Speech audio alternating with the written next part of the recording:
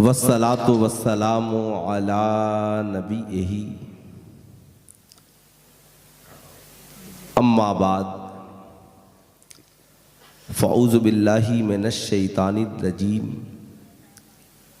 बिस्मिल्लाहिर रहमानिर रहीम क़ाल अल्लाहु तआला फ़िल क़ुरआनिल मजीद वल फ़ुरक़ानिल हमीद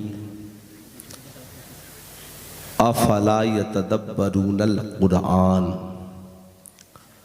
सदक़ल्लाहुल अलीयुल अज़ीम बल्लगना रसूलुहुन नबीउल अमीनुल मकीनुल करीम व नहनु अला ज़ालिका लमिनश शाहिदीन वश्शाकिरीन वज़्ज़ाकिरीन वल्हम्दुलिल्लाहि रब्बिल आलमीन। सारे जहान के मरकज़े अक़ीदत मुस्तफ़ा जाने रहमत शम्ए बज़्मे हिदायत हुज़ूर अहमद मुज्तबा हज़रत मोहम्मद मुस्तफ़ा सल्लल्लाहु ताला अलैहि वसल्लम के बारगाह आलियाह में जी लगाकर हदिया दुरूद सलाम पेश करें और पूरा मजमा बावाज़े बुलंद पढ़ें। अल्लाहुम्मा सल्ली अला सैयदना शफ़ीना हबीबना मौलाना मोहम्मद मादनिन जूदे बल करम मंबइल इल्म वल हिल्म वल हिकम बारिक वसल्लिम सल्लु अलैहि सलातन व सलामन अलैका या रसूल अल्लाह सल्लु अलैहि सलातन व सलामन अलैका या हबीब अल्लाह दाइमन अबदन अबदा। पै करे खुलूस वफ़ा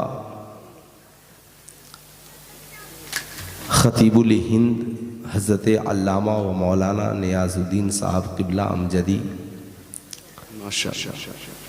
दामत बरकातहुमुल आलिया वल कुद्सिया का हुक्म हुआ फ़कीर आप हज़रात की दहलीज़ तक हाजिर आया।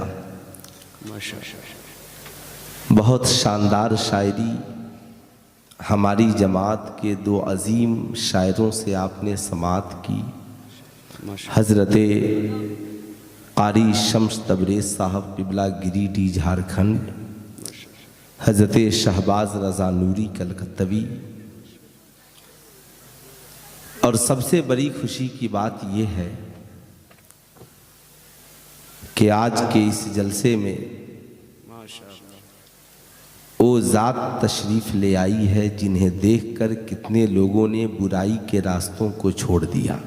सुभान अल्लाह, सुभान अल्लाह, माशाअल्लाह। फैज़ाने हुजूर मुजाहिदे मिल्लत, वाह वाह, अताए हुजूर सरकार मुजाहिदे मिल्लत, सुभान अल्लाह, सुभान अल्लाह, शेरे मुजाहिदे मिल्लत, सुभान अल्लाह, शेरे रज़वियत व बरेलवियत, माशाअल्लाह, हुजूर हबीब मिल्लत हज़रत अल्लामा हबीबुर रहमान साहब क़िबला दामत बरकातहुमुल आलिया वल कुद्सिया की तशरीफ़ आवरी है।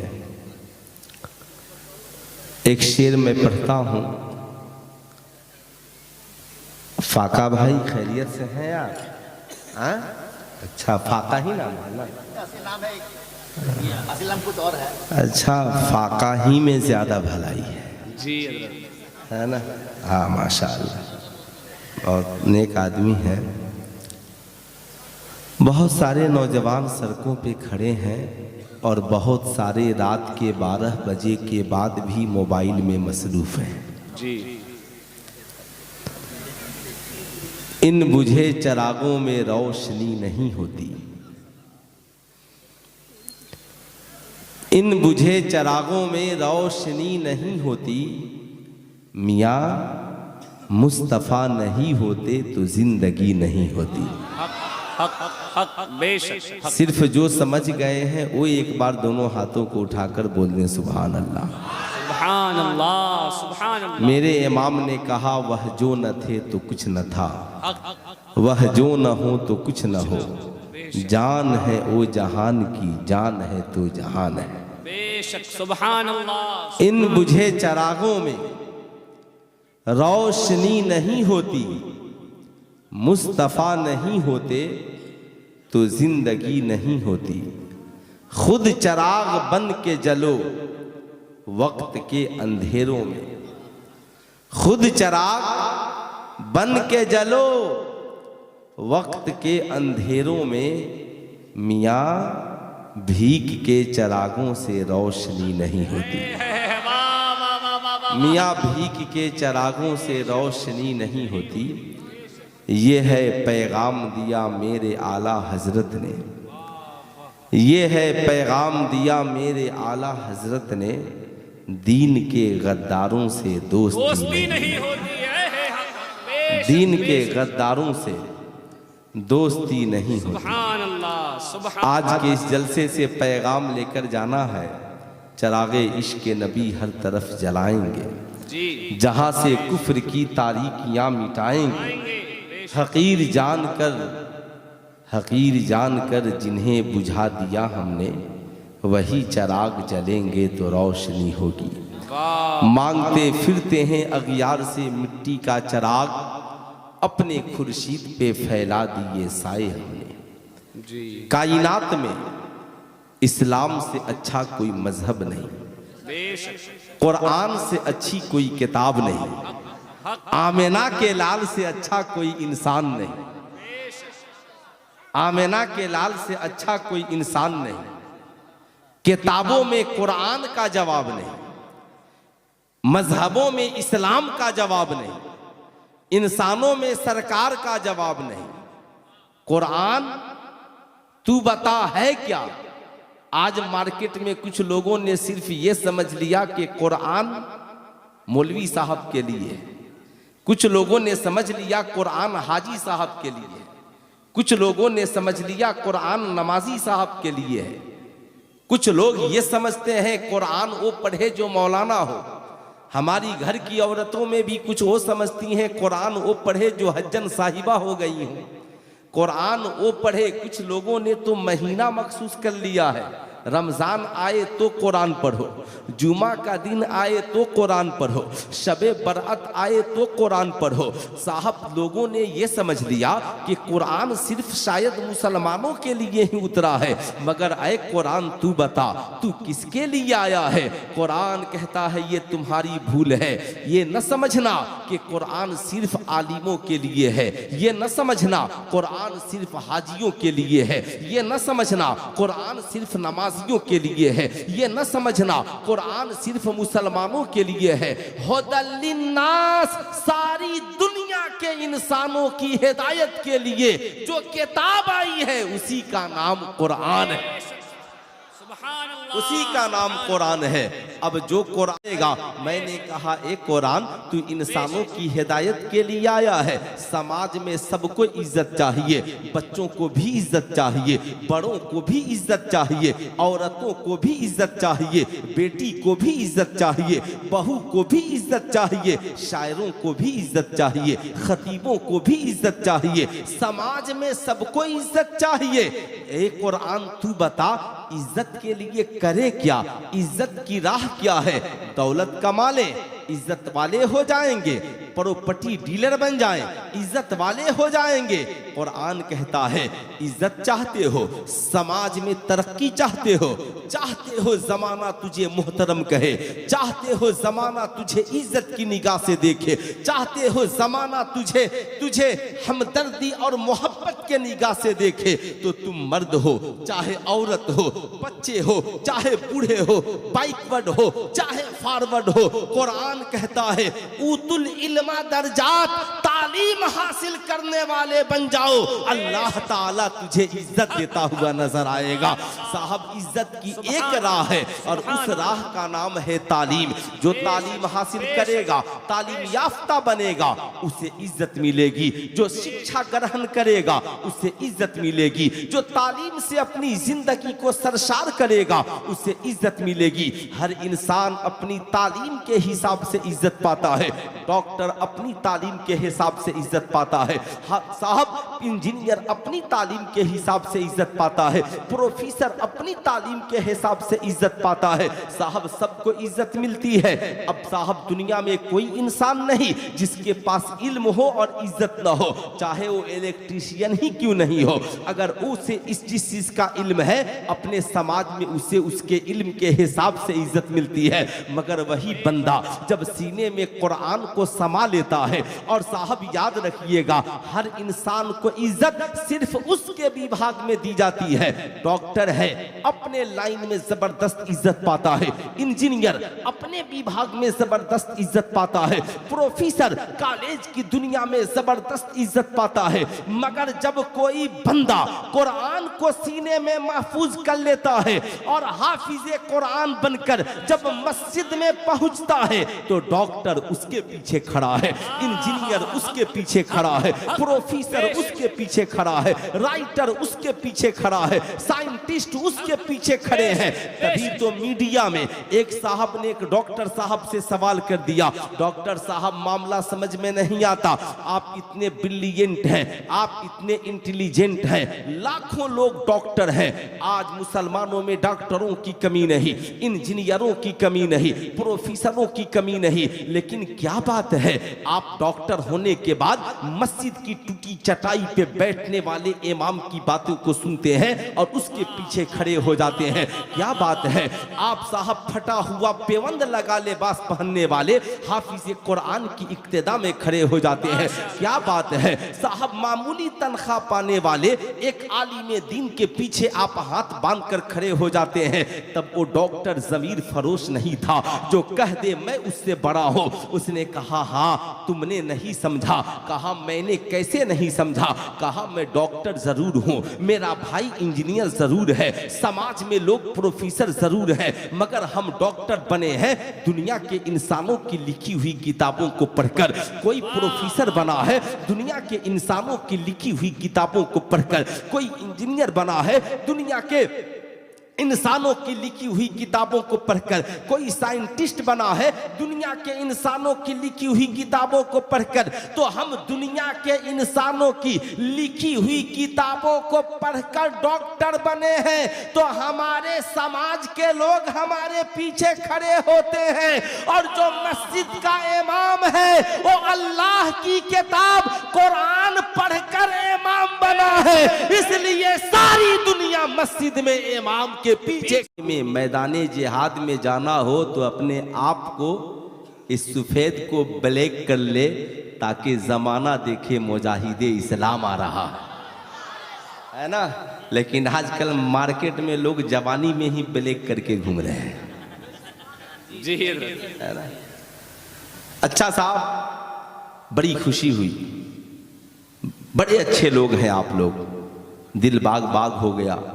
मैं 2-4-5 मिनट तकरीर करके अंदाज़ा कर रहा था कि आप लोग सुनना क्या चाहते हैं। मैं जो बोल रहा था आजकल मैं ये तकरीर करता भी नहीं, बहुत पहले इस मौजू पे खिताब करता था, है ना। इंसान ज़मीन से उड़ा चांद पे पहुंच गया। तरक्की ये नहीं है ज़मीन से उड़ा चांद पे पहुंच गया। अरे बेटा पढ़कर बाप तक नहीं पहुंच सका, तकलीफ तो इस बात की है। बहुत बड़ी बात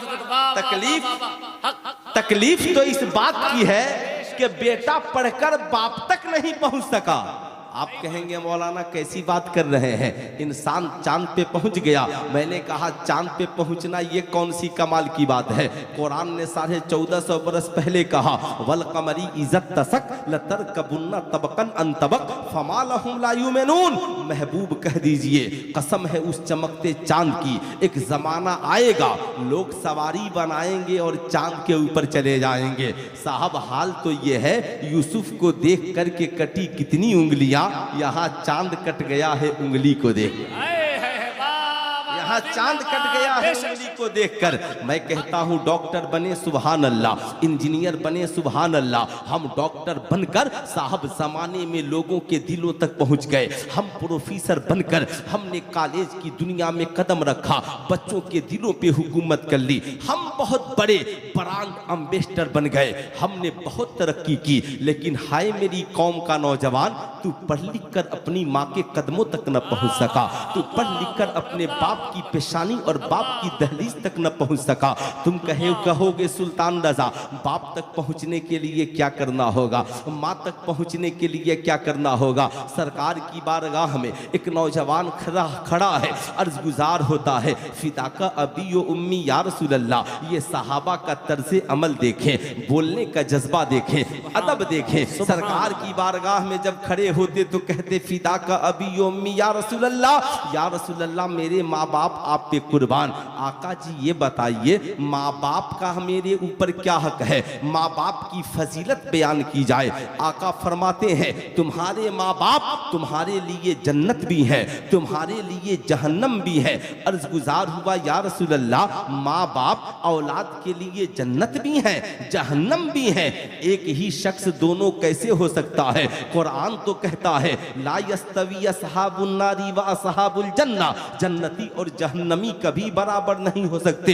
एक ही बाप जन्नत भी हो और जहन्नम भी हो, एक ही माँ जन्नत भी हो जहन्नम भी हो। कहा जब तेरे किरदार और तेरी मोहब्बत से तेरी माँ खुश हो जाए समझ लेना तेरे लिए जन्नत है, और जब नाराज हो जाए समझ लेना तेरे लिए जहन्नम है। अब सुल्तान रजा अपनी कौम के शहजादों से कहना चाहेगा, आज मार्केट में अपनी कौम के नौजवानों से मैं पूछना चाहूंगा, आप एक नौजवान को मजमे में खड़ा कीजिए और कहिए शहजादे ईमानदारी से बताओ, मेरे कहने पे नहीं, तुम कमाते हो, बताओ तुम्हारी कमाई में किसका हक है। आज का नौजवान कहता है मौलाना ये मेरी कमाई है और ये कमाई मेरी है, ये बिल्डिंग मैंने खरीदी है ये मेरी है, ये दुकान मैंने खरीदी है ये मेरी है, ये जमीन मैंने खरीदी है ये मेरी है। यही वजह है शौहर के इंतकाल के बाद बीवी सर चढ़कर बोलती है मेरे शौहर की जमीन है इसलिए ये मेरी है, मेरे शौहर की बिल्डिंग है इसलिए ये मेरी है। ऐसा लगता है माँ बाप का कोई समाज में अधिकार ही नहीं है। आज हो भी यही रहा है। साहब मैं ये नहीं कहता कि मैं या साहब बहुत सारे लोग दूध के धुले हैं, नहीं, ऐसी बात नहीं है। आज लोगों का जहन यही है, आज लोगों का नजरिया यही है। पढ़े लिखे लोग ये कहते हैं ये सब मेरा है। एक मामला भी देखिएगा साहब, जब बेटा निकलता है तो बाप की जमीन को कहता है ये मेरी जमीन है, बाप के मकान को कहता है ये मेरा मकान है, बाप की दुकान को कहता है ये मेरी दुकान है। लेकिन जब बाप निकलता है तो कभी बेटे की जमीन को अपनी जमीन नहीं कहता, बेटे के मकान को अपना मकान नहीं कहता, बेटे की दुकान को अपनी दुकान नहीं कहता, बल्कि ये कहता है ये मेरी है और ये मेरे बेटे की है, ये मेरी है और ये मेरी औलाद की है। इसलिए कि बाप जानता है, समझता है जो मैंने कमाया वो मेरा है, और जो मैंने नहीं कमाया, जो मेरे बेटे ने कमाया, ये उसका है। बोलिए लोग तो यही समझते हैं, अरे बोलिए जोर से, यही समझते हैं ना, इसमें कोई बुराई नहीं है। हाँ हूँ ना नू, मैं आपसे ये नहीं कहता खूब उछल कूद कर बोलिए, थोड़ी सी आपकी हाजिरी हो जाए इंशाअल्लाह बहुत लुत्फ आएगा। मैं चाहता हूँ यहाँ से हर बच्चा उठे तो माँ के कदमों में जन्नत लेकर के उठे, यहाँ से हर बच्चा उठे बाप को जन्नत का दरवाजा समझ करके उठे। आपको मैं बताना चाहूँगा ये पैगाम किसने दिया है, ये पैगाम किसी और ने नहीं, मुस्तफ़ा जाने रहमत ने दिया है। साहब ये सारी दुनिया के लोगों का मिजाज है, मैं जो कमाता हूँ ये मेरा है, या बीवियों का मिजाज है मेरा शौहर जो कमाता है ये मेरा है। मगर एक नौजवान है आका करीम की बारगाह में पहुंचा है, अर्ज गुजार होता है या रसूल अल्लाह, ये मेरे आका मैं आपकी बारगाह में एक मसला लेकर आया हूँ। आका फरमाते हैं पूछो क्या पूछना चाहते हो। अर्ज गुजार होता है या रसूल अल्लाह ये बताया जाए मर्द के ऊपर पहला हक किसका है। आका से पूछा मर्द के ऊपर पहला हक किसका है। आका करीम मुस्कुराए और कहा तुम्हारी माँ का। मोहब्बत से बोल दे तुम्हारी पूरा मजमा हाथ उठाकर एक बार बोल दें तुम्हारी, माँ का, और जोर से माँ की आवाज आनी चाहिए, तुम्हारी माँ का। फिर ठहर गया, फिर पूछा आका जी फिर किसका? आका ने कहा तुम्हारी माँ का। सुभान अल्लाह, फिर ठहर गया, तीसरी बार पूछ पड़ा आका जी फिर किसका? कहा तुम्हारी माँ का। फिर ठहर गया, चौथी बार पूछ पड़ा आका जी अब किसका? आका ने कहा तुम्हारे बाप का, तुम्हारे बाप का। अब आला हजरत सरकार से पूछा गया, हुजूर मुजाहिद मिल्लत ने जिसे इमाम माना उस इमाम से पूछा गया, जिस इमाम ने पूरी दुनिया को साहब पूरी दुनिया को कंजुल ईमान जैसा कुरान का तर्जमा दिया, उस इमाम से पूछा गया। साहब आला हजरत सरकार से पूछा गया, हुजूर मर्द कमाए तो क्या करे? आला हजरत फरमाते हैं मर्द 100 रुपए कमाए तो 75 माँ को दे दे और 25 बाप को दे दे।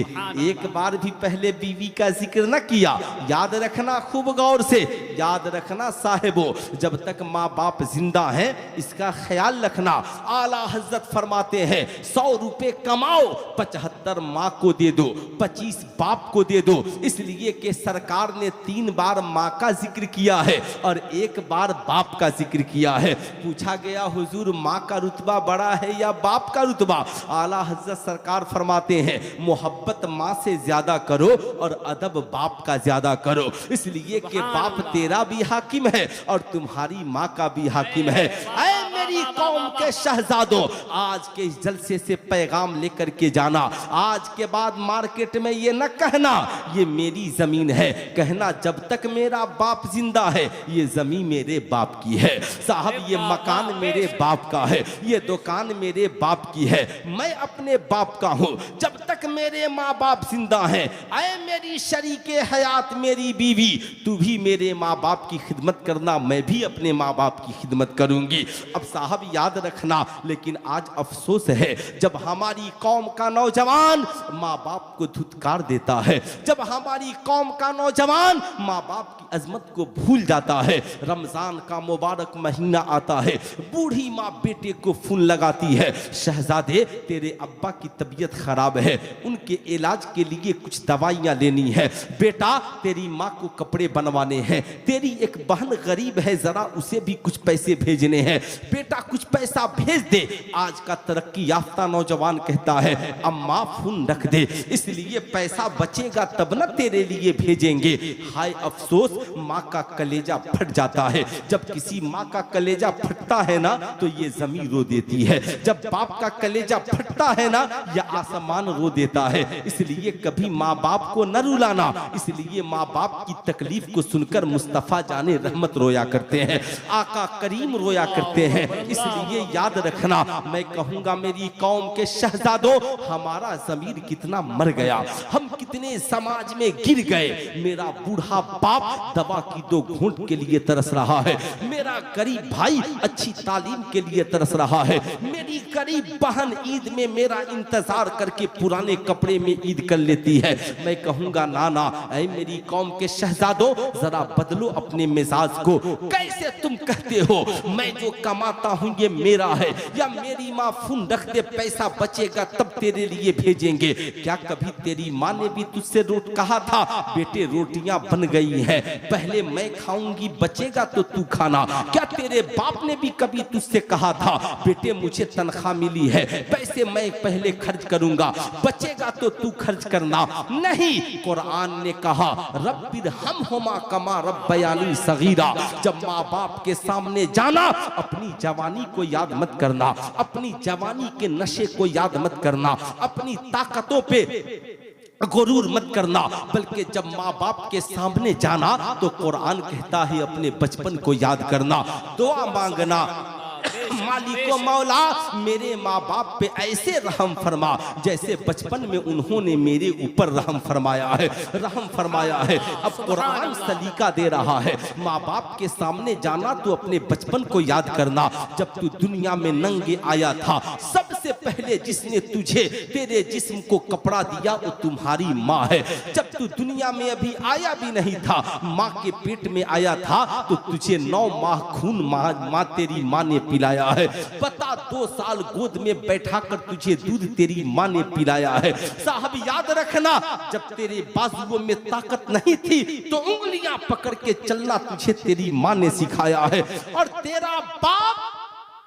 तेरे बाप ने कमाकर कभी तेरे लिए दूध का इंतजाम किया, कभी तेरे लिए कपड़े का इंतजाम किया, कभी तेरे लिए स्कूल ड्रेस का इंतजाम किया, कभी तेरे ट्यूशन फी का इंतजाम किया, कभी तेरे स्कूल का इंतजाम किया। माँ बाप तेरी जवानी का इंतजार करते रहे, बेटा जवान होगा, फल लगेगा, मेरा बेटा जब कामयाब होगा मैं अपनी तमाम मुसीबतों को भूल जाऊंगी। बाप साहब ये सोचता है मेरा बेटा जवान होगा, मेरी मदद के लिए आगे बढ़ेगा, मगर जब वही जवान बेटा माँ से कहता है अम्मा फोन रख दे, अपने बीवी बच्चों से बचेगा तब भेजूंगा, माँ का कलेजा फट जाता है। मैं कहूंगा ए मेरी कौम के शहजादों, आज यही वजह है कि आज हम डॉक्टर बनने के बाद भी कामयाब नहीं है, आज हम इंजीनियर बनने के बाद भी कामयाब नहीं है, आज हम प्रोफेसर बनने के बाद भी कामयाब नहीं है। दौलत है मगर जिंदगी में सुकून नहीं है, हमारे पास बहुत बड़ा बिजनेस है मगर जिंदगी में सुकून नहीं है, हमारे पास हसीनो जमील बीवी और बच्चे हैं मगर जिंदगी में सुकून नहीं है। इसलिए साहब सुकून नहीं है, दौलत है मगर माँ की दुआएं नहीं है, हमारे पास सरबत है मगर माँ बाप की दुआएं नहीं है। यही वजह है आज हम मस्जिदों में पहुंचकर भी कामयाब नहीं है, आज हम मज़ारों पे चादरें चढ़ाकर भी कामयाब नहीं है, इसलिए कि सजदे तो हो जाते हैं मगर माँ बाप की दुआएं नहीं होती हैं। मज़ारों पे चादरें तो चढ़ जाती हैं मगर बुजुर्गों की बारगाह में हमारे माँ बाप की दुआएं नहीं पहुंचती हैं। इसलिए मैं कहूंगा, हजरत बायजीद बुस्तामी से किसी ने पूछा हुजूर आप अल्लाह के वली कैसे बने? कहा माँ की दुआ ने मुझे अल्लाह का वली बना दिया है, माँ की दुआ ने मुझे अल्लाह का वली बना दिया है। अब सुल्तान रजा को ठहर कर कह लेने दो, आए मेरी कौम के शहजादों, आज के जलसे से पैगाम लेकर के जाओ। याद रखना, आज के बाद तुम दिल्ली रहो, मुंबई रहो, कलकत्ता रहो, उड़ीसा रहो, दुनिया के किसी कोने में रहो, जब तनख्वाह मिले, जब पैसा कमाओ, पहला फोन अपनी बूढ़ी माँ को करो। सुभान अल्लाह, माँ को करो, माँ को करो, माँ से कहो अम्मा जी तनख्वाह मिली है, बोलिए आपको कितने पैसे की जरूरत है, अब्बा के इलाज के लिए कितने पैसे चाहिए। बूढ़ी माँ मुस्कुरा देगी, कहेगी ठहरो तेरे अब्बा से पूछ लेने दो। साहब दौड़ कर जाएगी, तेरा बूढ़ा बाप जब सुनेगा बेटे का फोन आया था, बेटे ने कहा है कितने पैसे की जरूरत है। बाप इतना बड़ा, बाप इतना जिम्मेदार होता है, उसके सीने में इतनी मोहब्बत होती है। बाप कहता है मेरे बेटे से कह दे पहले अपनी बीवी का ख्याल कर ले, पहले अपने बच्चों का ख्याल कर ले, फिर बच्चे का तो हमारे लिए भेजेगा। हमारा क्या है, हम तो बूढ़े हैं, हमारी ईद तो पुराने कपड़ों में भी हो जाएगी। हम तो साहब बेगैर, हमारी जिंदगी मुख्तसर है, लेकिन मेरे बेटे की जिंदगी लंबी है, उसकी औलादों की जिंदगी लंबी है। कसम खुदा की सारी दुनिया सो जाती है और तेरा बाप वो रात खुशी में गुजार देता है। सारी दुनिया सो जाती है, तेरी माँ उस रात को खुशी में गुजारती है। तेरी बीवी और तेरे बच्चे तेरी कमाई खाकर सो जाते हैं, तेरे दोस्त तेरे पैसे से पार्टियां करके सो जाते हैं, लेकिन रात की तन्हाई में तेरी कामयाबी के लिए कोई आंचल फैलाता है तो तुम्हारी माँ फैलाती है। रात की तन्हाई में तेरी कामयाबी के लिए कोई हाथ उठाता है तो तुम्हारा बाप उठाता है। अहे मेरी कौम के शहजादों, यही वजह है हजरत मूसा से रब ने फरमाया मूसा संभल के आना, इसलिए कि अब जब तू आ रहा है तो तेरे पीछे दुआ करने वाली तेरी माँ जिंदा नहीं है। सुल्तान रजा कहना चाहेगा माँ बाप जिंदा है ना तो कदर करो, मरने के बाद राईमंड कंपनी का कफन देने से क्या फायदा है।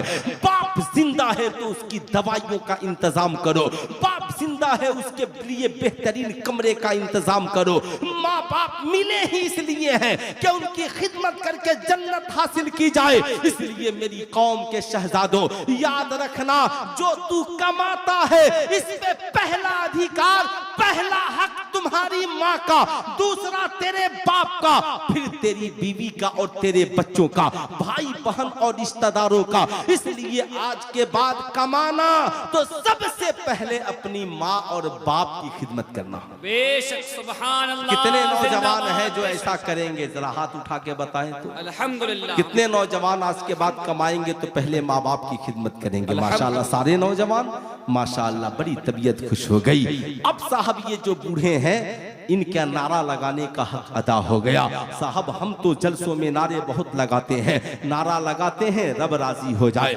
नारा लगाते हैं मुस्तफ़ा राजी हो जाए, नात सुनते हैं सरकार राजी हो जाए, नात सुनते हैं नबी राजी हो जाए। शायरों को हम खूब दिल खुश होकर इनाम देते हैं ताकि सरकार राजी हो जाए। मगर सरकार फरमाते हैं जब तक माँ और बाप राजी नहीं होते तब तक अल्लाह और उसके रसूल भी तुमसे राजी नहीं होते।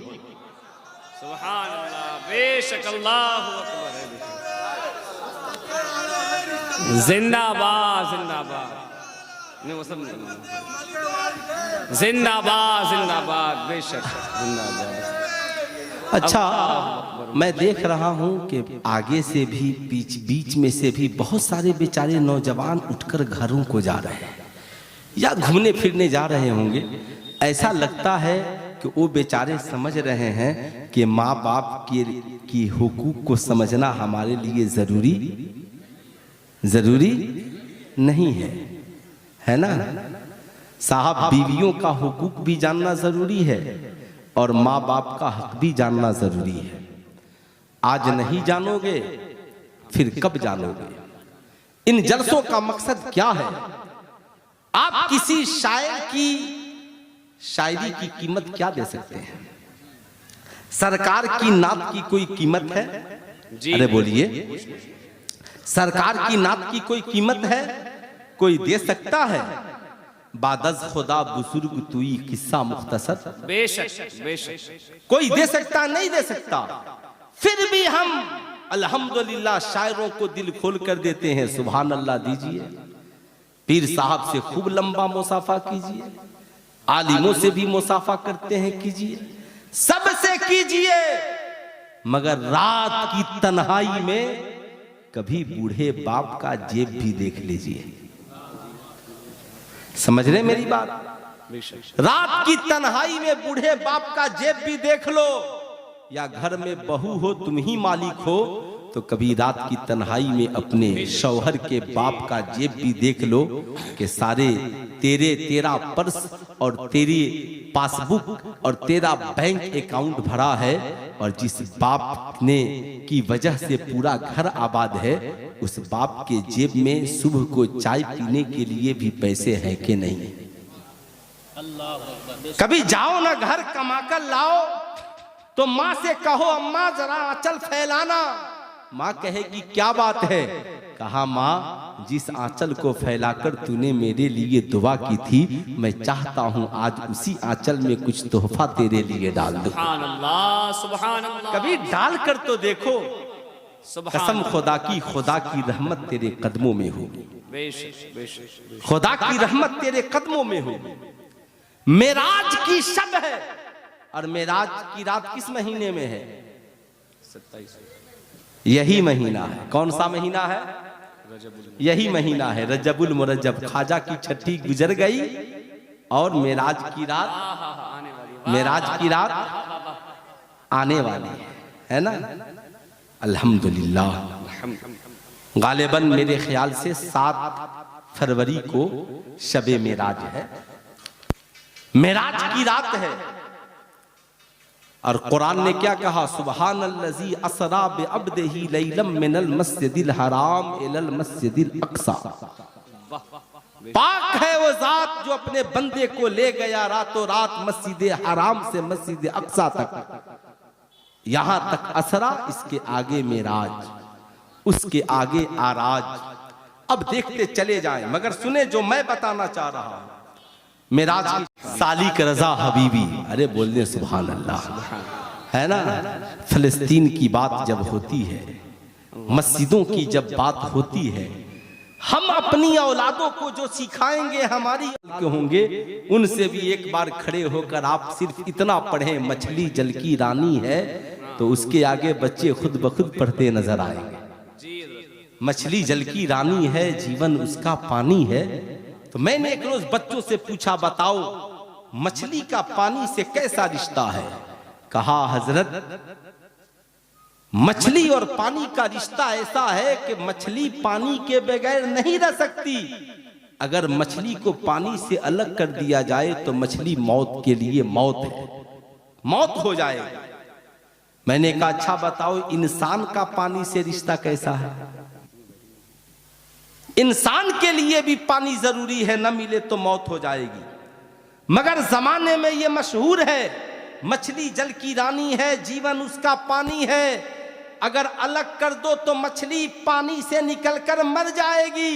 ये तो सारी दुनिया और सारे मुसलमानों के घरों में बच्चों को याद है।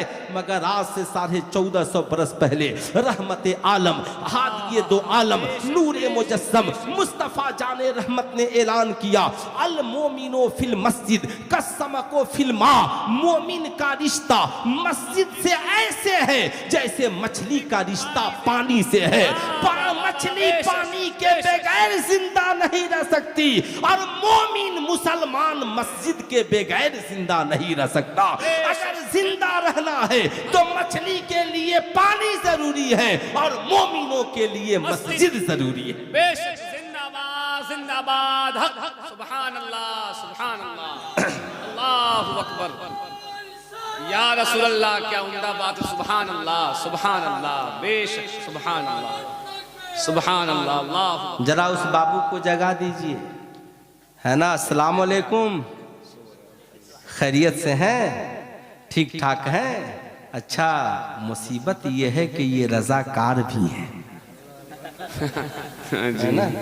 बहुत नेक आदमी है। अल्लामा आसिफ इकबाल साहब का नंबर ले लीजिएगा, ठीक है, और कल उनसे बात कर लीजिएगा, ठीक है, कि मैं रजाकार होकर सो रहा था। नहीं दोस्त, न सो, जागो जागो, कब तक सोओगे, कब तक सोओगे, जागो, जागना है जाग ले अफलाक के साए तले, हश्र तक सोना पड़ेगा खाक के साए तले। ऐसा ही नौजवान जब सोता है तो बीवी पूछती है कि अपने सोते हो और मुझे कहते हो अम्मा अब्बा की खिदमत करो, बताओ कुरान की किस आयत से माँ बाप की खिदमत साबित है? जी। अब एक नौजवान बहुत परेशान था बेचारा, मुझको फोन लगाया, कहा हजरत, मैंने कहा बोलो क्या बात है? कहा हजरत बहुत टेंशन हो गया। मैंने क्या हुआ? कहा मेरी बीवी मुझसे पूछ रही है कि कुरान की किस आयत से तुम्हारे माँ बाप की खिदमत साबित है। अच्छा, कहीं कुरान की भी खिदमत है? उठाओ कुरान। तो असल में अब सिर्फ मुसलमान शादी के वक्त कुरान दे लेना और देना करते हैं, कुरान कोई पढ़ता नहीं है। ओ हुजूर मुजाहिदे मिल्लत थे, और अपने नौकर से कहा कि एक काम करो हजरत, अकेले कैसे जाएंगे? हमारे यहाँ लोग गुरुजी कहते हैं, कहा गुरुजी अकेले कैसे जाएंगे, काम कर तू भी साथ में जा, ताकि रास्ता ये भटकने ना पाए। अब साहब 13 किलोमीटर उस रात में पैदल चलकर रात के तकरीबन 1 से 1:30 बजे हुजूर मुजाहिदे मिल्लत मुनाजरे में पहुंच गए। सुभान अल्लाह, जिंदाबाद। और बदअकीदों को ज़ेर किया, तब जमाने को बताया अबे सिर्फ नजराने लेकर और मुर्ग मुसल्लम खाकर कोई मुजाहिदे मिल्लत नहीं बना, बल्कि 15 किलोमीटर पैदल चलकर और सरकार की अजमत का परचम लहराया है, तब जाकर खुदा ने उसे मुजाहिदे मिल्लत बनाया है।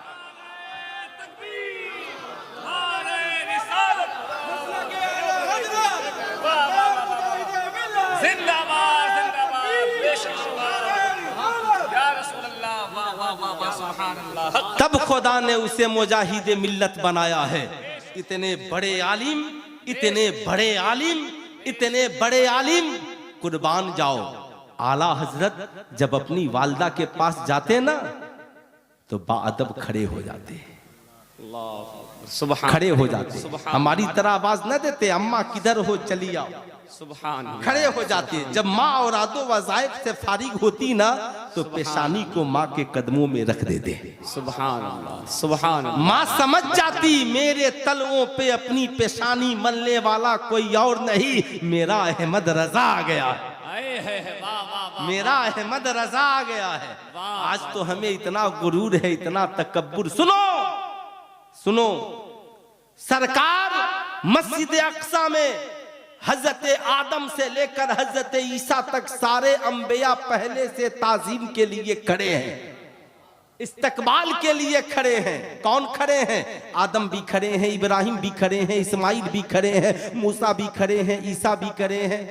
एक बार भी हजरत आदम ने नहीं कहा आने वाला तो मेरा बेटा ही है, मैं क्यों खड़ा हो जाऊं, है ना। अच्छा साहब, मार्केट में दो किस्म के लोग हैं। एक जो कहते हैं हुजूर सिर्फ नूर है, ये भी गलत जी। कुछ लोग हैं जो कहते हैं हुजूर सिर्फ बशर हैं, ये भी गलत। हुजूर जब बात नूर की आए तो नूरुन अला नूर है, और जब बात बशर की आए तो खैरुल बशर है। खैरुल बशर, खैरुल बशर। अगर हुजूर सिर्फ नूर ही होते तो हुजूर के आने से पहले तो नूरी मखलूक फिरिश्तों की शक्ल में मौजूद ही है, फिर इस नूर की जरूरत क्यों। और हुजूर सिर्फ बशर तो हजरत आदम की औलादों से पूरी दुनिया भरी पड़ी थी, फिर बशर की जरूरत ही क्यों। पता चला रब ने हुजूर को सिर्फ नूर नहीं पहले अपना महबूब बनाया है, महबूब बनाया है। अब मार्केट में कोई ये कहे माज़ल्लाह हुजूर हमारी तरह, तो उससे बोलिए कि जब तुम थे ही तो फिर हुजूर को आने की जरूरत क्या थी, है ना। कह दीजिए ना, सबसे आला व औला, हाथ उठाकर बोले सबसे आला व औला, सबसे बाला वाला, और सारे अच्छों में अच्छा समझिए जिसे है उन अच्छों में अच्छा हमारा नबी। आदम भी खड़े, ईसा भी खड़े, जकरिया भी खड़े, यहिया भी खड़े।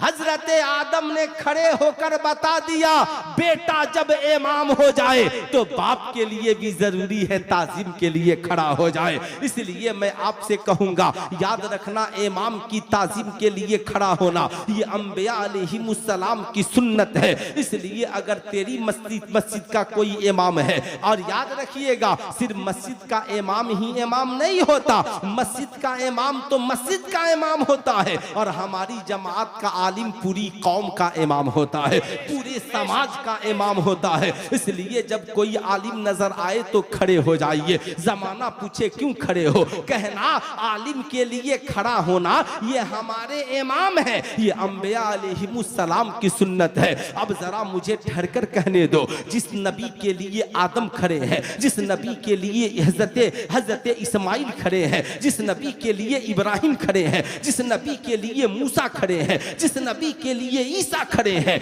वो नबी सहाबा की झुरमुट में बैठे हैं। इतने में एक मुकद्दस खातून चली आ रही है, मुस्तफा करीम की नजरे करम पड़ी है। जो ही आका की नजरे करम पड़ी, फौरन मुस्तफा जाने रहमत ताजीम के लिए खड़े हो गए। जब नबी खड़े हुए सहाबा भी खड़े हो गए, अर्ज गुजार हुए फिदाका अबी योमी या रसूलल्लाह, या रसूलल्लाह मेरे माँ बाप आप पे कुर्बान। आका जी ये बताया जाए सारी दुनिया आपकी ताजीम करती है, जब आप अक्सा में पहुंचे तो आदम से लेकर हजरत ईसा तक सारे अंबिया आपकी ताजीम के लिए खड़े होते हैं, मगर आए मेरे सरकार ये कौन पाकीज़ा औरत है जिनकी ताजीम के लिए खुद मुस्तफा जाने रहमत खड़े हैं। कौनैन के ताजेदार मुस्कुराते हैं, कहते हैं मेरे सहाबा क्या तुम अपनी माओ की ताजीम नहीं करते?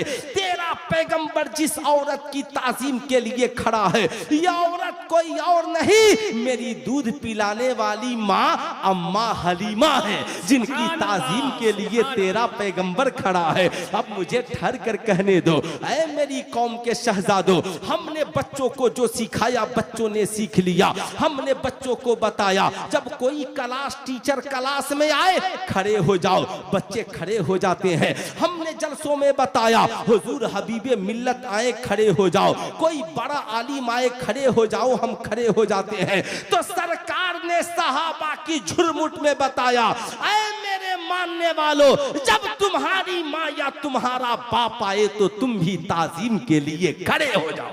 बेशक, सुभान अल्लाह। कितने नौजवान हैं जो आज से माँ बाप की ताजीम करेंगे? जरा हाथ उठाकर बोले, सब करेंगे इंशाअल्लाह। बैठे, तरीका ये है, आप दोस्तों के दरमियान बैठे हैं, बाप आ जाए खड़े हो जाइए। सुनिए, खड़े हो जाइए। आज की जाहिल औलादों की तरह नहीं इग्नोर कर दीजिए, नहीं खड़े हो जाइए। आपके साथी पूछेंगे क्यों खड़े हो गए? का वालिद साहब आ रहे हैं। जब तुम खड़े हो जाओगे ना तो कल से तुम्हारे किसी साथी की हिम्मत नहीं होगी तुम्हारे बाप से आवाज मिला दे। सही बात है, हक बात है, हक। आवाज मिला दे। घर में बैठे हो, बीवी बैठी है, बच्चे बैठे हैं, सब बैठे हैं, तुम्हारी माँ आए ना खड़े हो जाओ। बीवी से कहो तुम भी खड़ी हो जाओ, बच्चों से कहो तुम भी खड़े हो जाओ। पूछेंगे क्यों? कह देना देख नहीं रहे हो मेरी जन्नत आ रही है। वाह वाह वाह वाह, सुभान अल्लाह, सुभान अल्लाह। मेरी जन्नत आ रही है। आज मार्केट में एक ट्रेंड चला हुआ है, माँ की बात पर बीवी की बात को तरजीह देना। समझ रहे मेरी बात जी? अच्छा, अब आप लोग कहेंगे मौलाना एकदम बीवी बेकार ही है क्या, उसका कोई हक नहीं? मैं कहूंगा ना, बीवी का हक है। सरकार फरमाते हैं तुम में का सबसे बेहतर इखलाक वाला वो है जिसका इखलाक अपनी बीवी के साथ सबसे अच्छा हो। सबसे अच्छा हो। अपनी बीवियों को गालियां न देना, अपनी बीवियों की शिकायतें न करना, उसके रिश्तेदारों को बुरा भला न कहना, जब कहीं जाना तो उसके लिए तोहफे लेकर आना, जो खाना उसे खिलाना, जो पीना उसे पिलाना, जो पहनना उसे पहनाना, उसका ख्याल रखना। आज मार्केट में टीवी पे डिबेट हो रहा है और अनपढ़ किस्म की आवारा जहन की खवातीन टीवी डिबेट में कहती हैं मुसलमानों का कुरान कहता है। क्या कहता है साहब? कहा मुसलमानों का कुरान कहता है ये औरत तुम्हारी खेतियां हैं, जैसे चाहो तुम खेतियों में तशरीफ ले आओ। मैंने कहा ओ आवारा जहन वाली औरत, तुमने कुरान के हुक्म को सही से समझा नहीं है। खेती किसे कहते हैं इसे तुमने किसी किसान से पूछ लिया होता कि खेती किसे कहते हैं, खेती की हिफाजत कैसे होती है। किसान कहेगा पानी दोगे तो खेती आबाद रहेगी, खेती का ख्याल रखोगे तो खेतियों में हरियालियां रहेंगी। इस्लाम ने कहा ये औरतें तुम्हारी खेतियां हैं। बीवी की शक्ल में हो सकती है, बेटी की शक्ल में हो सकती है, बहन की शक्ल में हो सकती है, माँ की शक्ल में हो सकती है।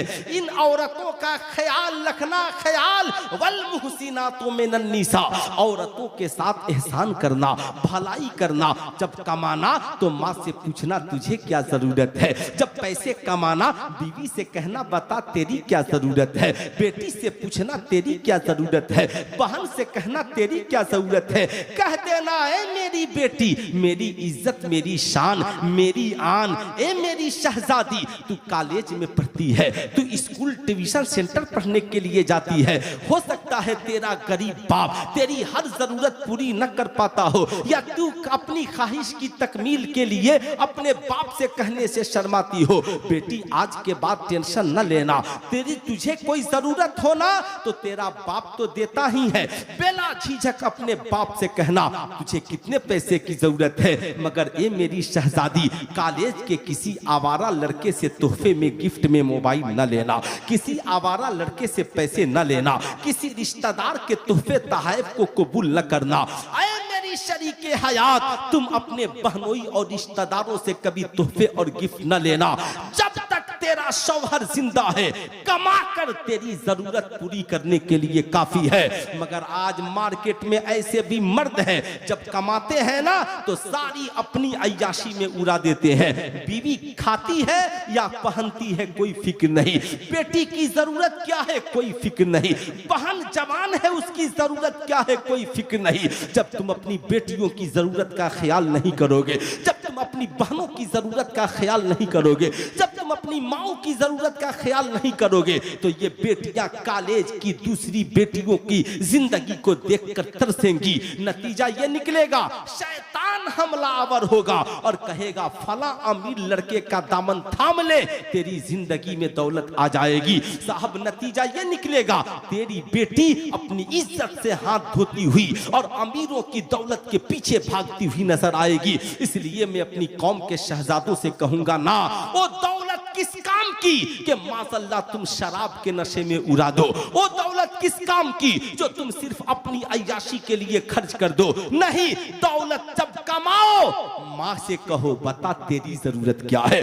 बहन से कहो बता तेरी जरूरत क्या है, बेटी से कहो बता तेरी जरूरत क्या है। जब हम उनकी जरूरतें पूरी करेंगे, इंशाअल्लाह हमारी घर की औरतें घर के अंदर रहेंगी तो भी अपनी इज्जत और पर्दे की हिफाजत करेंगी, और बाजार में चली जाएंगी तो भी अपनी इज्जत और पर्दे की हिफाजत करेंगी। सुभान अल्लाह, सुभान बोलिए ऐसा होना चाहिए कि नहीं होना चाहिए? बिल्कुल होना चाहिए। अरे हाथ उठाकर बोलिए होना चाहिए। होना चाहिए। तो सिर्फ कमा कर खुद मत खा जाइएगा, जी है ना, खुद मत खा जाइएगा। लोग कहते हैं, मैं कहता हूं ना साहिबों, इन बातों का ख्याल रखना। अगर तुमने ख्याल न किया तो फिर बता ये ख्याल कौन करेगा। तुमने अगर कदर न की तो बता ये मामलात कहां से आएंगे। मैं कहूंगा ऐ मेरी कौम के शहजादों, याद रखना, आज मैं अपनी कौम की शहजादियों को सुल्तान रज़ा एक पैगाम देना चाहेगा।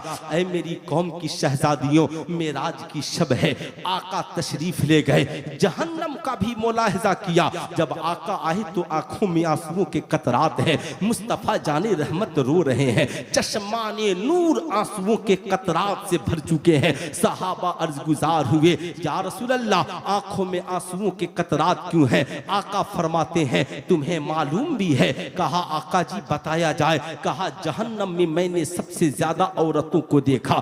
या रसूल अल्लाह किस वजह से? कहा दो वजहों से। एक तो वजह यह है कि ये औरतें जेवरात का ज़कात नहीं निकालती हैं, और दूसरी वजह यह है कि ये अपनी इज्जत और आबरू और पर्दे की हिफाजत नहीं करती हैं। आज मज़ारों पर चादरें बढ़ी हैं, औरतों के सरों से दुपट्टा खिसका है। मैं कहना चाहूंगा मेरी कौम की शहजादियों, कभी इज्जत का सौदा दौलत से न करना, कभी ज़हनी अय्याशी के लिए अपनी इज्जत का तार तार न करना, कभी ज़हनी अय्याशी और दुनियावी ऐशो इशरत के लिए अपनी इज्जत का सौदा न कर देना। सुनो, गरीबी किसके घर में नहीं है? गरीबी और अमीरी आने और जाने वाली चीज है। कितनी गुर्बत होगी तेरे घर में, क्या सैयदा खातून जन्नत से भी ज्यादा गुर्बत तेरे घर में होगी। मगर ऐ मेरी कौम की शहजादियों, याद रखना साहब, इमाम गज़ाली अपनी किताब में लिखते हैं, एक औरत है, हजरत मूसा अलैहिस्सलाम का जमाना है, गुर्बती इतनी है लेकिन अल्लाह की नेक बंदी है, तहज्जुद गुजार, इबादत गुजार है, कभी घर से बाहर कदम नहीं निकाला है। शौहर भी घर में बीमार पड़ जाता है, हफ्तों गुजर जाते हैं, पूरा परिवार फाके से गुजर रहा है। अल्लाह अल्लाह शौहर के आंखों में एक रोज बेटों की प्यास और भूख को देखकर आंसू आ गए। बीवी ने पूछा बता मैं क्या कर सकती हूँ? कहा शरीयत इजाजत देती है कि अगर शौहर कमाने लायक न रहे, बच्चों की कोई परवरिश करने लायक न रहे, तो बीवी कमाने के लिए जरूरत के मुताबिक घर से निकल सकती है। आज की उन अमीर बेटियों की तरह नहीं जो अपनी जिंदगी को अय्याशियों में या साहब अमीर बनाने के लिए साहब दौलत के पीछे भाग जाए ना, बल्कि इस्लाम ने कहा इज्जत आबरू के साथ दौलत कमाना, इज्जत बेचकर दौलत कमाने की जरूरत नहीं है।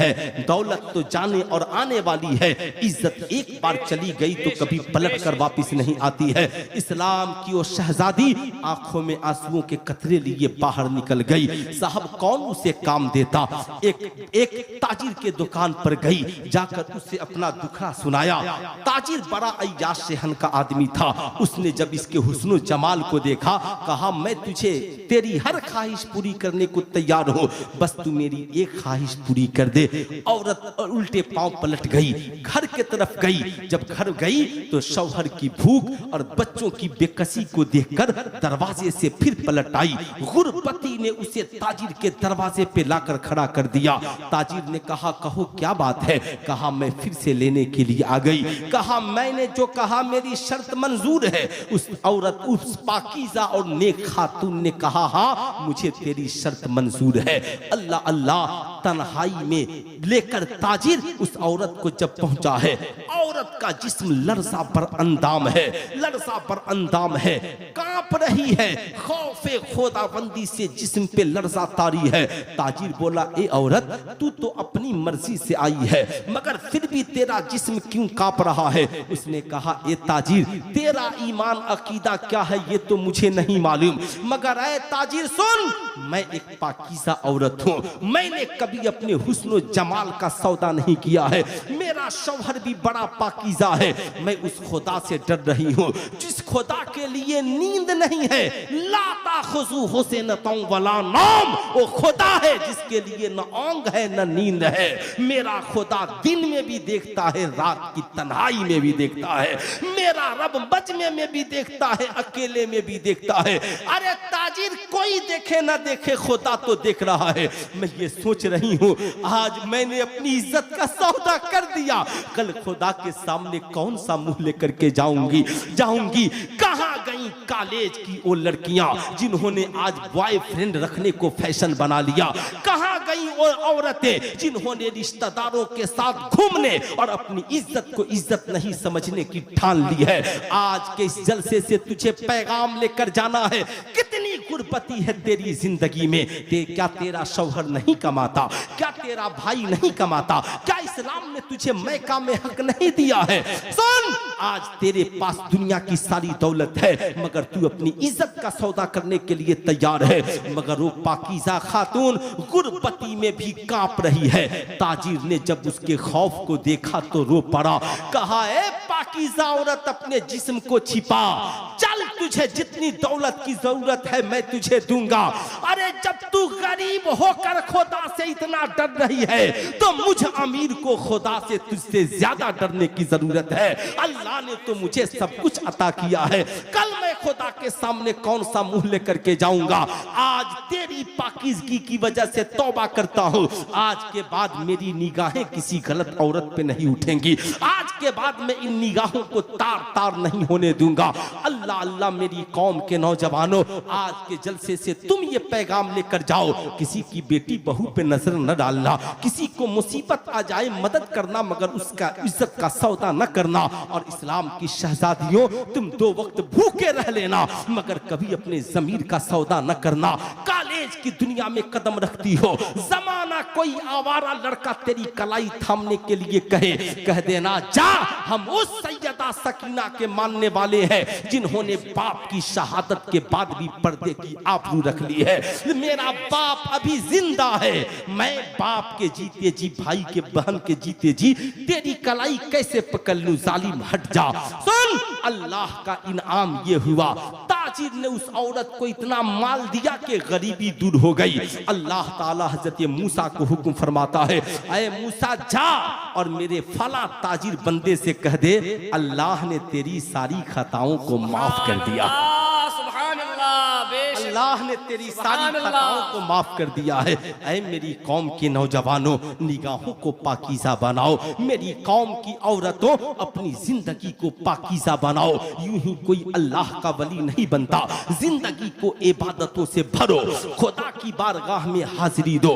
याद रखना, नमाज़ें पढ़ने वाले बनो। जो लोग अपनी मस्जिदों को आबाद नहीं करते, वो बाबरी मस्जिद की आबादी का ख्वाब देखने का उन्हें कोई हक नहीं है। जो अपनी मस्जिदों की हिफाजत नहीं करते, वो बैतुल मक़दिस की हिफाजत का ख्वाब कैसे देख सकते हैं? मैं कहूंगा मेरी कौम के शहजादों, अगर आप चाहते हैं हर मस्जिद हमारी हो तो अपनी मस्जिद को न भूलना, बल्कि फजर की आजान हो तुम भी मस्जिद को जाना और अपनी औलादों को भी लेकर के जाना। बेशक जिंदाबाद। आखिरी एक से दो बात सुन लीजिए, एक से दो बात। अगर आपका बेटा स्कूल पढ़ने के लिए न जाए तो आप क्या करेंगे? डांटेंगे, मारेंगे? अगर 8 बजे सुबह को उसका क्लास से न उठे तो क्या करेंगे? डांटेंगे? साहब, मैं अपनी कौम की माओ से कहूंगा, तेरी बेटी अगर उठ करके वक्त से स्कूल न जाए तो क्या करेगी? डांटेगी। मैं पूछना चाहता हूं, कॉलेज की तालीम फर्ज है? स्कूल की तालीम फर्ज है? नहीं है। जरूरियाते दिन के मसाइल फर्ज हैं, मगर वो जिंदगी की जरूरत है। हम जानते हैं अगर नहीं पढ़ेगी जाहिल रह जाएगी, समाज में पीछे रह जाएगी। मेरा बेटा स्कूल न जाएगा, जाहिल रह जाएगा, इसलिए बाप डंडा लेकर तैयार है। मैं कहूंगा जैसे डंडा लेकर स्कूल भेजते हो ना, ऐसे ही हिम्मत करके फजर की आजान के वक्त भी बेटे के कमरे में पहुंच जा। बेटा उठ, चल, ये सोने का वक्त नहीं, खुदा की इबादत का वक्त है। अपनी बेटियों के कमरे में पहुंच जा। उठ बेटी, चल, ये सोने का वक्त नहीं, मुसल्ला बिछाकर खुदा को राजी करने का वक्त है, खुदा को राजी करने का वक्त है। मैं कौम के शहजादों से कहूंगा, मेराज की शब है, आका तशरीफ ले गए, 2 प्याला दिया गया, एक में दूध और एक में शराब। आका ने दूध को पिया और शराब को छोड़ दिया। जिब्रील अमीर गुजार हुए, या रसूल अल्लाह आपकी मर्जी, आप चाहे शराब पिए, आप चाहे दूध पिए। मगर आका ने दूध पिया, शराब को। रब के मेहमान थे ना। ऐ मेरी कौम के शहजादों, तुम भी मेहमान बन के जाते हो, बर्थडे पार्टियों में, शादी की पार्टियों में तुम भी मेहमान बन के जाते हो। कॉलेज के एनुअल फंक्शन में कोई तेरा साथी तुझे शराब पिलाना चाहे, शराब की पार्टी में बुलाता है, कहना ना ना ना, खबरदार, मैं कभी शराब नहीं पी सकता, न मैं शराब पीता हूं न पिलाता हूं। कहेगा क्यों? तुझे मेरी दोस्ती का वास्ता। कहना मैं शरबत पी सकता हूं, दूध पी सकता हूं, शहद पी सकता हूं। इस्लाम ने जिसे पीने के लिए हलाल किया वो पी सकता हूं, और जिससे इस्लाम ने मना किया नहीं पी सकता। कहेगा तुझे मेरी दोस्ती का वास्ता। कहना तू मेरा दोस्त बाद में है, मैं सरकारे मुस्तफा का गुलाम पहले हूं, गुलाम पहले हूं। इस्लाम में शराब पीना भी हराम, शराब पिलाना भी हराम। ऐ मेरी कौम के नौजवानों, तुम स्मोकिंग करने वाला न बनो, चरस पीने वाला न बनो, गांजा पीने वाला न बनो, बाअदब नौजवान बनो। बाप की बाइक लेकर घूमते हो और एक हाथ में चाय और एक हाथ से सिगरेट पीते हो, शर्म नहीं आती? मैं जानता हूं सिगरेट पीना हराम नहीं है, मगर यह अदब के खिलाफ है कि एक हाथ में सिगरेट, एक हाथ में चाय, कान में बाली और हाथ में कड़ा। ना, हाथ में कड़ा पहनना ये सिखों का तरीका है, कान में बाली पहनना ये नचनिया का तरीका है। जो जिसकी सूरत को अख्तियार करेगा, मरने के बाद उसका अंजाम उसी के साथ होगा। इसलिए मैं कहूंगा कुरान पढ़ने वाला बनो, नमाज पढ़ने वाला बनो, चेहरे को सरकार की सुन्नत से सजाओ, दीन की तालीम भी हासिल करो, डॉक्टर, इंजीनियर, प्रोफेसर भी बनो। जमाना तुझे देखे तो कहे, जब सरकार के गुलाम इतने अच्छे हैं तो सरकार कितने अच्छे होंगे। जब मर जाओ, कब्र में जाओ, फरिश्ते देखकर कहें सवाल क्या पूछता है, चेहरा बता रहा है आशिके मुस्तफा आया, आशिके मुस्तफा आया है। इसलिए मैं कहूंगा ना, अपनी जिंदगी को पाकीज़ा बनाइए, इल्म से जुड़िए। इल्म का मकसद है ज़हन की पाकीज़गी, ये जानना हलाल क्या है, हराम क्या है। इल्म का मकसद है इंसान ये जाने अच्छा क्या है, बुरा क्या है। इल्म हासिल करके हम चांद तक पहुंच गए, और इल्म हासिल करके माँ के कदमों तक नहीं पहुंच सके। माँ के कदमों के नीचे, हाथ उठाकर बोले माँ के कदमों के नीचे, और बाप जन्नत का दरवाजा। आज के बाद हम कमाएंगे तो सबसे पहले किसकी खिदमत करेंगे? माँ की। जिंदगी बाकी, मुलाकात बाकी। माशाअल्लाह, सुभान अल्लाह। ख़वातीन इस्लाह के लिए कुछ बयान कर दीजिए और नमाज के अंदर कुछ बयान कीजिए। अच्छा, दरूद शरीफ पढ़ें। अल्लाहुम्मा सल्ली अला सय्यिदिना व शफीअना व हबीबना व मौलाना मुहम्मद बारिक व सल्लिम हबीबना मौलाना मोहम्मद मादनिल जूद वल करम मंबइल इल्म वल हिल्म वल हिकम बारिक व सल्लिम सल्लु अलैहि सलातन व सलामन अलैका या रसूलल्लाह सल्लु अलैहि सलातन व सलामन अलैका या हबीबल्लाह दाइमन अबदन अबदा। साहब, इन बड़े बुजुर्गों का हुक्म है। हमारे इस माहौल में शादी में बैंड बाजा डीजे वगैरह बजाते हैं, वो मानते नहीं हैं, हमारे उलमा भी मना करते हैं। ठीक है। और वो शादी में जो तरीके से फोटो ठीक है, ठीक ठीक ठीक है, ठीक है, बैठ जा बैठ जा बैठ जा। देखिए, असल में अब सारी बातें तो एक रात में हो नहीं पाएंगी, है ना। चूँकि अल्हम्दुलिल्लाह आपने इतने हिंदुस्तान के 2 बड़े शायरों को भी बुलाया है, अल्हम्दुलिल्लाह, और फिर हुजूर हबीब मिल्लत की भी आमद है, फ़कीर आफज़ात के दरमियान हाजिर है। अच्छा, एक बात बताएं, हम लोग गौस वाले हैं ना? अल्हम्दुलिल्लाह। अरे बोले जा जोर से, हम लोग गौस वाले हैं ना? है ना, गौस वाले हैं ना? कहते हैं ना या, और जा जोर से बोले या, हम लोग गौस वाले हैं। अच्छा हुआ, एक साहब अल्लामा हनीफ बुलबुले बंगाल अली रहमा मेरे इलाके में तहकीक कर रहे थे, है ना। गौस का दामन, सुबह को एक आदमी गोश्त वगैरह खरीद कर ले आया, तो यानी पूछा, कह रहे यार रोजाना गोश्त लाते हो? कहा तकरीर नहीं सुने थे, गोश्त का दामन नहीं छोड़ेंगे, गौस का दामन नहीं छोड़ेंगे। होता है, आज हम जहां पे जिंदा हैं, खूब फातिहा कराइए, सुभान अल्लाह, खूब सरकार के मिलाद की महफिल सजाइए, मगर मिलाद वाले मुस्तफ़ा को भी राजी कीजिए, मिलाद वाले मुस्तफ़ा को भी राजी कीजिए। अब होता क्या है, हमने कभी अपने बच्चों को सरकारे गौस का बचपना नहीं सुनाया। जब सरकारे गौस का फातिहा करें तो सबको बैठा लें, बीवी बच्चों सबको। अब बच्चों से कहें, शहजादे मालूम है हम जिस सरकारे गौस का फातिहा करा रहे हैं, मेरे गौस की शान ये कि बचपन में ही माँ के पेट में दुनिया में आने से पहले 18 पारा के हाफिजे कुरान बन गए। सुभान अल्लाह, सुभान अल्लाह। अब ये बच्चे हैं ना, पूछेंगे अम्मा जी सरकारी गौस पेट में कैसे हाफिजे कुरान बन गए? अब मेरी माँ यहाँ की औरतों की तरफ पढ़ी लिखी हो और सलीके से सरकार की बातें सुन रही हो तो कहेगी, मालूम है बेटे, उनकी अम्मा हाफिजे कुरान थी, फातिमा उम्मुल खैर थी, बेटा पेट में था और माँ बेटे को कुरान सुनाती थी। और आज की माँ क्या सुनाती है? एकदम बिल्कुल परफेक्ट। बच्चों का सही आंसर है, बच्चे जो देखेंगे वो कहेंगे और सीखेंगे भी। सही कहा आपने। आज हमारी माँ गाना सुनाती है, निकाह के बाद इंसान की जिंदगी की तकमील होती है। हम सोचते हैं कि हम शराब पिए कोई ना बोले, हम नाचे कोई ना बोले, हम जना करें कोई ना बोले, हम गाएं कोई ना बोले। एक तरफ मिलाद और मिलाद खत्म होने के बाद डीजे, रात भर नाचे कोई ना बोले। लड़का वाला भी 1 महीना से नाच रहा है और लड़की वाली भी 1 महीना से नाच रही है।